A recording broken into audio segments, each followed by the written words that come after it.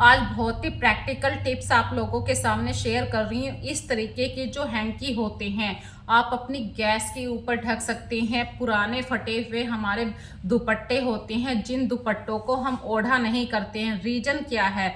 Reason है कि friends आजकल बहुत छोटे छोटे से इंसेक्ट आ रहे हैं लाइट के ऊपर, क्योंकि मौसम में बदलाव आ रहा है। और जब हम रात के वक्त में किचन में खाना बना रहे हैं, भाई ऐसा तो है नहीं कि सूरज ढलने से पहले ही खाना बन जाएगा, दिन छिपेगा, रात में लाइटें भी जलाएंगे। तो जैसे ही लाइटें ऑन कर देते हैं 10-5 मिनट के अंदर बहुत छोटे छोटे से कीड़े लाइटों के ऊपर आ रहे हैं। और आप कितना भी घर को बिल्कुल बंद कर लीजिए, लेकिन पता नहीं कहाँ से ये कीड़े आ ही रहे हैं। तो इससे बचने के लिए फ्रेंड्स, जैसे ही आप रात में बर्तन धोकर सोएं, तुरंत उनके ऊपर कोई भी पुराना दुपट्टा डाल सकते हैं। गैस को साफ रखें। जैसे रात में आप गैस को साफ करके सोते हैं, कोई छिपकली ऊपर से आ जाती है, कीड़े गिरते हैं, तो इन सब चीज़ों से बचने के लिए आप गैस को इस तरीके के टॉवल से ढक सकते हैं। यदि आप रात में बर्तनों को धोकर सोते हैं, सिंक को साफ करके सोते हैं, तो काफ़ी हद तक इन छोटे छोटे कीड़ों से अपनी रसोई को साफ कर पाएंगे।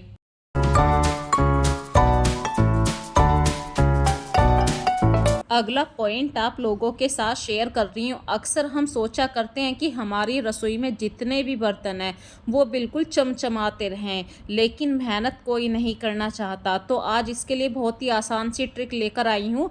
अक्सर हमारे घर में कभी ना कभी पेंट का काम चलता है, तो रेगमाल एक ये कागज़ होता है, जिस कागज़ का नाम होता है रेगमाल। इससे पेंट को घिसा करते हैं, पर ये बच जाते हैं। भाई इतना सारा फालतू सामान आता है तो ये बच जाते हैं। तो आप इसे स्क्रबर की जगह यूज़ कर सकते हैं। जो स्टील वाला जूना होता है उसकी जगह आप यूज़ करके देखिए। जो कढ़ाई का बैक वाला एरिया होता है जो सबसे ज़्यादा गंदा हो जाता है फ्रेंड्स, इतनी आसानी से कढ़ाई साफ़ हो जाती है। यहाँ तक कि हैंडल जो होता है, हैंडल के पास भी बहुत ज़्यादा गंदगी जमा हो जाती है। तो ये इतना शार्प होता है कि उस जगह से भी गंदगी को निकाल कर ले आता है। तो देखिए मेरी कढ़ाई का बैक वाला एरिया, फ्रंट वाला एरिया बिल्कुल साफ़ हो गया।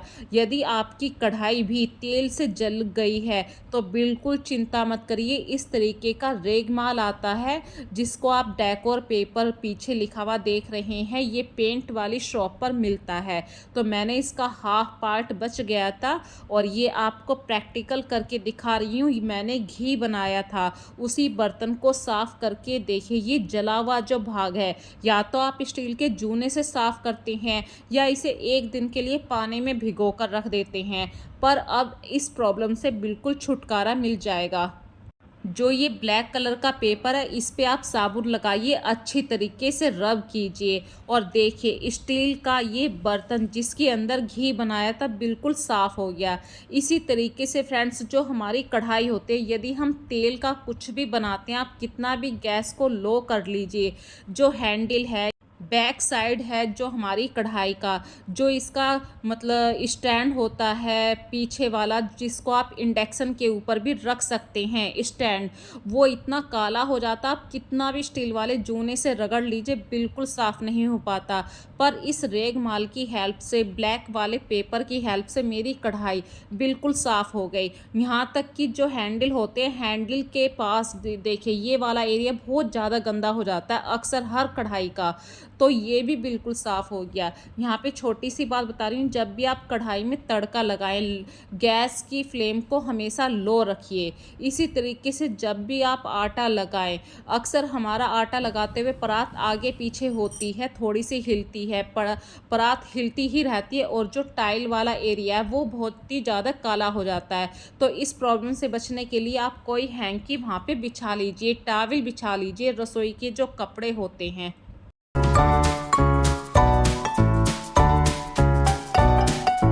नेक्स्ट स्टेप आप लोगों के साथ शेयर कर रही हूँ। अक्सर फ्रेंड्स हम अपने आटे के ड्राम में आटा ऐसे ही फिलअप कर देते हैं, जिसकी वजह से कीड़ा पड़ जाता है लंबे समय के अंतराल पे। यदि आपने आटे के ड्राम को साफ़ नहीं किया है तो फ्रेंड्स दिवाली का मौका भी है, सीजन भी है, मौका भी है, तो क्यों ना अपने आटे के ड्राम को साफ़ कर लिया जाए।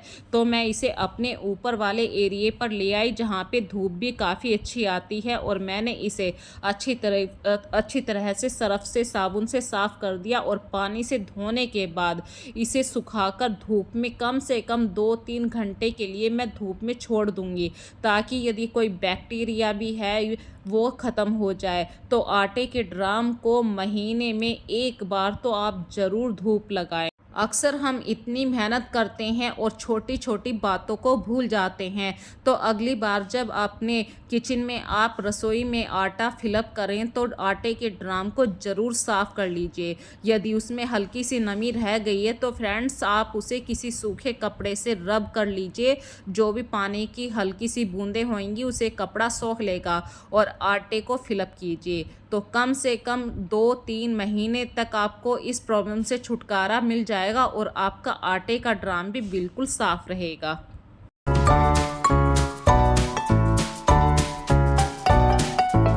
अगला टिप आप लोगों के साथ शेयर कर रही हूँ। जब हम रोटी सेका करते हैं प्लेटफॉर्म पे, काउंटर पे अक्सर सूखा आटा इस तरीके से गिर जाता है। या तो आप उसी सूखे आटे को जिसके अंदर आप पलेथन रखते हैं उसमें डाल लीजिए। यदि आपका मन नहीं है डालने का तो इस आटे को हथेली पे झाड़ लीजिए और अपने घर की बालकनी में एक प्लेट के अंदर इस सूखे आटे को डाल दीजिए। उसमें थोड़े से चीनी के दाने या बूरा मिला दीजिए। इस आटे को अक्सर चींटियां खा लेती हैं तो आपका पलेथन भी यूज़ हो गया।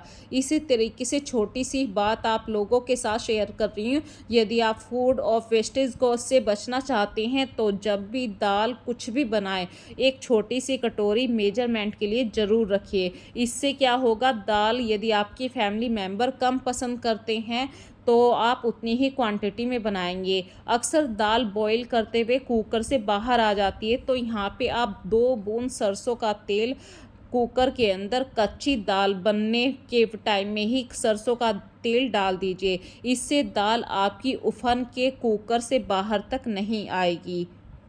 और पानी भी आप नाप के ही रखिए। यदि कम पानी रहेगा तब भी चलेगा।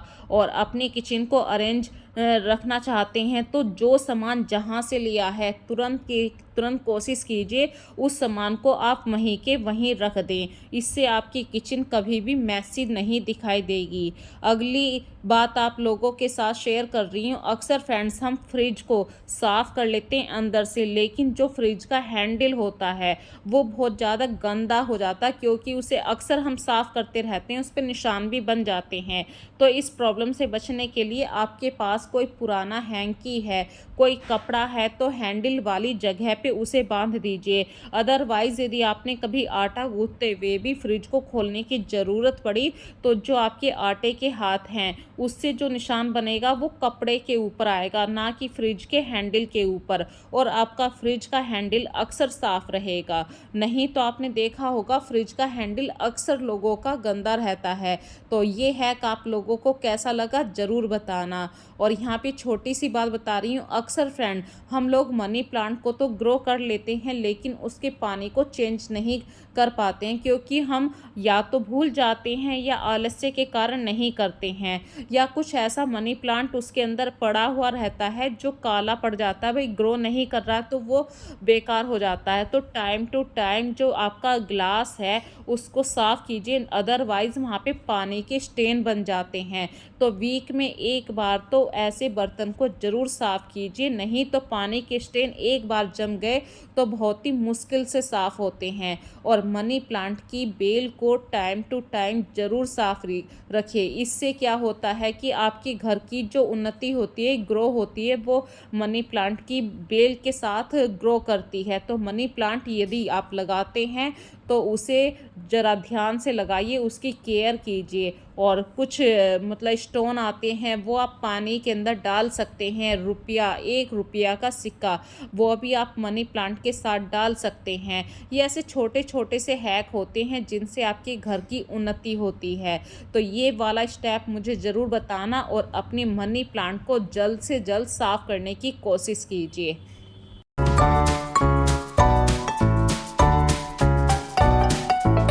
अगला हैक आप लोगों के साथ शेयर कर रही हूँ। अक्सर हम जब अपनी किचन में सब्जी छीला करते हैं तो हम छिलकों को ऐसे ही काउंटर पे रख देते हैं। तो काउंटर को अक्सर साफ रखने के लिए आप छोटे से हैक यूज़ कीजिए। जैसे जो सब्जी के छिलके हैं उन्हें किसी प्लेट पे रखिए। अब आप अपनी किचन के काउंटर को आसानी से साफ़ कर पाएंगे। जो प्लेट के अंदर का कूड़ा है आप उसे तुरंत ही मतलब डस्टबिन में डाल सकते हैं। इसी तरीके से जो आपका चॉपिंग बोर्ड है यदि आपने यूज़ कर लिया तो वो एक वुडन का पार्ट होता है, उसे कभी भी ऐसे ही मत छोड़िए, अदरवाइज़ उस पे ऐसे निशान हो जाएंगे जो मुश्किल से निकलते हैं। जो गलती मुझसे हो चुकी थी आप कभी मत करिए। स्टार्टिंग में मुझे वुडन चॉपर का पता नहीं था कि हम इसकी कैसे केयर करें, तो मैंने इसको काफ़ी अच्छी तरीके से रब किया लेकिन इसके निशान नहीं किए। शुरू में आलस्य में इसको ऐसे ही छोड़ देती थी, बर्तन साफ़ करते वक्त ही इसे साफ़ करती थी, पर लकड़ी को साफ़ करना तुरंत के तुरंत ये बहुत ज़रूरी है, अदरवाइज़ इसमें फंगस लग जाती है। और टाइम टू टाइम वुडन के चॉपर को हमेशा आपको धूप भी ज़रूर दिखानी है। इसी तरीके से फ्रेंड्स अपने सिंक एरिए को अक्सर साफ़ रखने की कोशिश कीजिए। हम बर्तन साफ़ कर लेते हैं पर सिंक एरिए को ऐसे ही छोड़ देते हैं।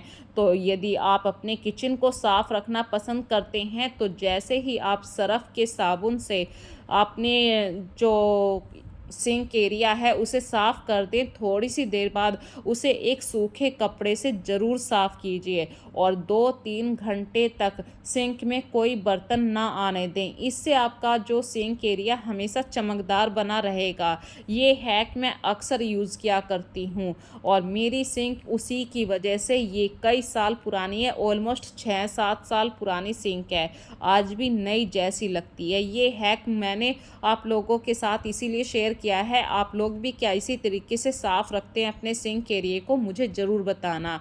अगला हैक आप लोगों के साथ शेयर कर रही हूँ। अक्सर हमारे घर में जब कोई बाहर से बिस्किट आते हैं, आजकल इस तरीके के प्लास्टिक के कंटेनर में आते हैं, तो आप इन्हें प्लीज़ फेंकिए मत। इसके अंदर आप अपनी सब्जी को स्टोर कर के रख सकते हैं। अदरवाइज़ यदि आप बाहर से मतलब ऐसे स्टोरेज बॉक्स को परचेज़ करना चाहते हैं, एक तो वो महंगे आते हैं, पैसे भी यहाँ पे वेस्ट होते हैं। तो इस तरीके के खाली डिब्बों को आप काफ़ी सब्जियों को रखने के लिए यूज़ कर सकते हैं। हरी मिर्च रख सकते हैं, टमाटर रख सकते हैं। तो फ्रेंड्स आज की वीडियो में बस इतना ही। यदि आज की वीडियो आप लोगों को पसंद आई है तो प्लीज़ मुझे फिर से बताना कमेंट सेक्शन में। ऐसी ही कई सारी वीडियो में मैं अक्सर कुछ ना कुछ टिप्स आप लोगों के साथ ज़रूर शेयर करती हूँ। और यदि आपने आज पहली बार मेरी वीडियो को देखा है तो प्लीज़ चैनल को सब्सक्राइब ज़रूर कर लीजिए। जैसे कि मैं यहाँ पे छोटा सा टिप्स शेयर कर रही हूँ, धनिया पत्ती को ताज़ा बनाए रखने के लिए आप टिश्यू पेपर का यूज़ कीजिए। टिश्यू पेपर में इतनी नमी वो सोख लेता है कि जिसकी वजह से हमारा धनिया पत्ती काफ़ी लंबे समय तक हरा रहता है। तो फ्रेंड्स फिर मिलेंगे एक नई वीडियो में नए कॉन्सेप्ट के साथ, तब तक के लिए अपना ध्यान रखिए। So take care friends, bye bye.